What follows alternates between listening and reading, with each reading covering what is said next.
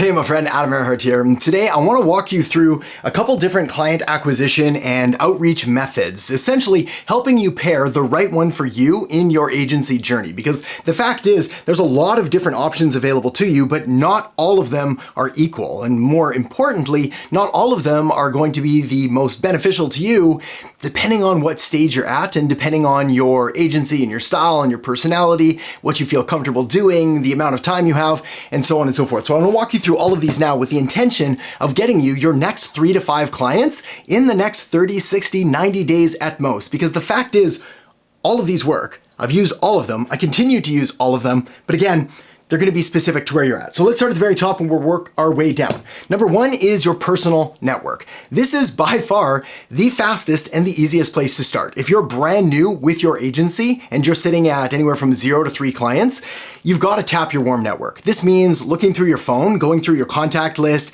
sending everybody a message, letting them know what you do, who you're looking to help, asking if they know anyone. This also means looking through your email, your personal email account, looking for any emails you've received, all the contacts you have there, reaching out to friends and family. Again, not trying to pitch your friends and family to actually go out and hire you, simply letting them know what you're up to, that you do have an agency and what kind of clients that you're looking for so that you can help them. Same thing with your social media profiles. Basically anywhere that you know anyone, you need to make sure that they're aware of what you do because they're going to start looking around and they'll hear things and they'll think of you, and this can lead to conversations. Again, it's free, it's incredibly easy. It might be a little bit uncomfortable to start letting people know what you're doing, but this is also what we call a forcing function. Essentially, you make a claim, you say, hey, this is what I'm doing, and then you got to back it up, which is incredibly powerful. And if your goal is to build a successful and wildly profitable agency, it's a really great place to start. So personal network. Next, let's talk about paid ads. This is the one that everybody loves to go to, whether we're talking about Facebook ads, Google ads, YouTube ads, TikTok ads, Instagram ads, doesn't matter. Paid ads. Are they good for growing your agency? And the short answer, it's not really. The longer answer is it really depends on where you're at with your agency. Now, if your agency is doing 20K to 50K a month and up, sure, take a look at paid ads for client acquisition. The reason we want to wait to that level is because we need to make sure that we're aware of our lifetime value of our clients. We need to make sure that we've got a sufficient amount of cash flow coming in to actually fund the ads.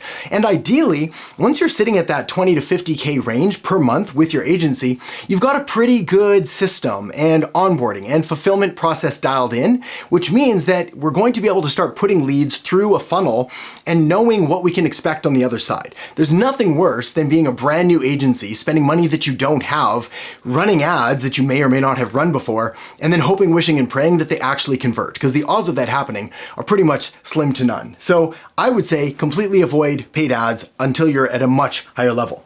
All right, cold email. Who's cold email good for? Pretty much everybody. There's yet to be an agency that I've built, and I've built multiple agencies to 6, multi-6, 7, multi-7 figures. Not one of them has not leveraged some kind of cold email for client acquisition. And the simple fact is because cold email just works. Everybody that you want to get a hold of has an email address. They check it frequently. It's easy to get email addresses for potential leads and prospects. It's easy to send cold email. It's relatively simple to set it up. We can send incredibly high volumes. Not to mention, cold email scales linearly. What this means is that unlike paid ads, where let's say we spend $100 and we get 1 client, well, the logic is we could spend $1,000 and get 10 clients. Doesn't quite work that way. There's diminishing returns. Cold email, on the other hand, does work that way. If we can spend $100 to get 1 client, we can spend $200 to get 2, $300 to get 3, $400 to get 4. And it just seems to carry on like that. Of course, we have to iterate and evolve and adapt our scripts so that we don't look like everybody else, but it's an incredibly powerful, relatively inexpensive way to start. All right, cold calling. Who's this for? It's for anybody that wants results fast. The story that I tell is if somebody came to my house and kidnapped my whole family and told me that I had to make $100,000 in the next 30 days, I'd do cold calling. That's it. Doesn't take anything other than a phone. You can get a lead list directly just by going to Google and typing in landscapers in Phoenix, Arizona, or plumbers in Los Angeles, or dentists in New York, or photographers in Atlanta, or whatever it is. And there's a long list of leads that you can just pick up the phone and call. It's very fast. The conversion rate is low, but it doesn't take a lot of time. And once you get good at it, you can crank out hundreds of cold calls every single day. But you may notice here in this smaller, harder to read font, this says warm calling in red, right below the cold calling. Because my preference is I start with a cold email, and then that gives me permission to follow up with a warm call. So I can send the email, now I can call the business, and instead of just trying to pitch them my services right off the bat, I'm able to reference the email that I just sent. In other words, hey, Mr. Business Owner, Adam here from Agency Accelerator, or whatever we're doing. Just calling to check, did you receive the email that I sent through? Does this name sound familiar? Did you get the thing I sent over? Etc., etc. And it kind of breaks the ice in a lot more of a conversational and normal way because we're actually calling to reference something we did rather than being like, hey, hire me right away. Terrible cold call script. We can do better than that. So that's cold calling. Cold DMs. How do these work? Pretty well for most people, most of the time. When we're talking about cold DMs, we're looking at Facebook Messenger, Instagram Messenger, LinkedIn, sending mail that way. Basically anywhere that's going to allow us to send a direct message to a potential business owner. Now, the thing with cold DMs is there's two things that you want to be considerate of. The first of which is there are limits on how many DMs you can send on different platforms. There's the limits that they tell you there are. So sometimes it's 25 messages a day or 50 messages a day. And then there's kind of those like unspoken rules of if you start sending up to those limits, they'll just start to ban you a little bit and then links won't go through and things get a little bit messy. Now, fortunately for us, with Facebook, we can now have multiple personal profiles, because that makes it easier. With Instagram, we can also take a look at other different accounts, we can get people to help, we can create other ones that way and send messages there.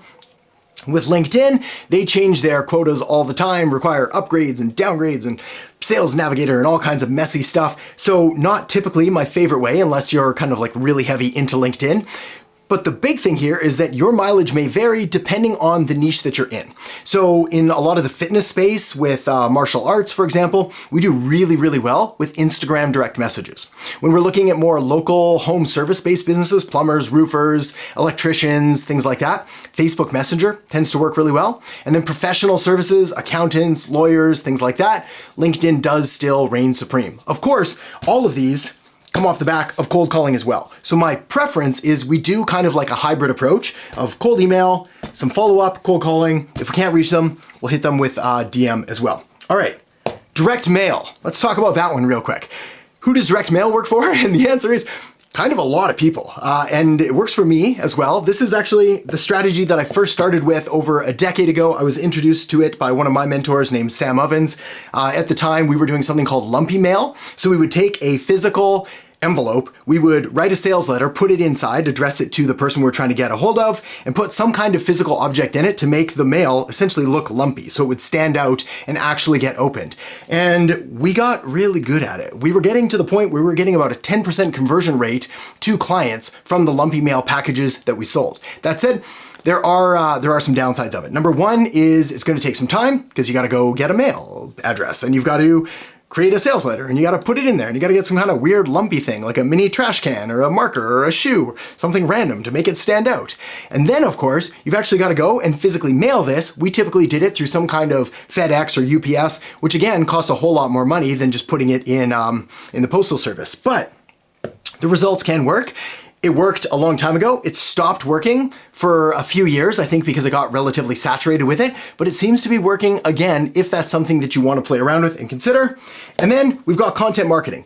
How is content marketing for client acquisition? Phenomenal strategy if you've been in business for a long amount of time, your agency is well established, we're looking at 2 to 3 years, say 20, 50K, 100K a month plus, and now you want to start adding a little bit more fuel to the fire, content marketing is great. But if you're just getting started, it is a very slow burn. It is not the approach that you want to take because your time would be significantly better spent working on email, calling, DMs, basically anything else, excluding paid ads, anything else here, rather than focusing on content marketing. By all means, create a little bit of content on the side, teach some things, make 1 or 2 videos, make sure that your social media profiles look at least active and engaged, but do not spend all of your time there. That is going to be not a good return on your investment, especially compared to all these other things that you can do. So make sure to start with one of these and you'll get great results moving forward. If you're interested in learning a little more about how we help agency owners grow to 6 and 7 figures, I'll put a link down in the descriptions below. And otherwise, talk to you soon.